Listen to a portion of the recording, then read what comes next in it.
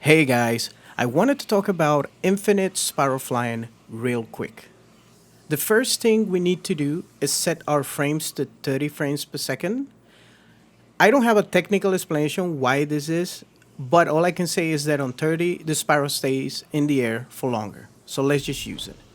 Now, the basic principle infinite sparrow flying is the conservation of dodges and the efficient use of dodges.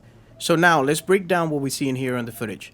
So every time I finish a sparrow flying cycle, I put my sparrow in a horizontal position. I ensure that when I finish my cycle, I finish with a horizontal position. This is for two things. One of them might be a placebo effect, but two things. The first one is to avoid the sparrow kicking you out by being too long in an incorrect position, like downward, sideways. If you stay too long in that position, it will kick you out. Infinite sparrow flying is over. The second one, I believe it might be a placebo effect, as I mentioned, but if you put your sparrow in a horizontal position to regain the dodges, I believe it falls slower than any other position. So if it's not true, I apologize.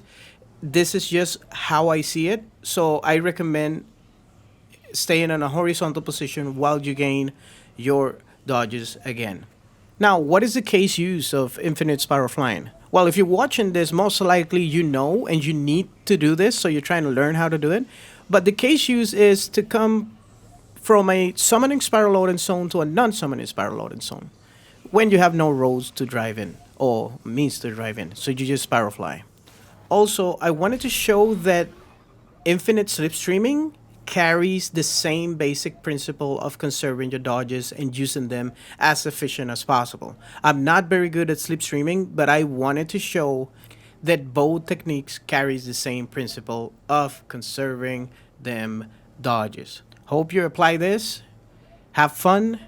Good luck on your endeavors.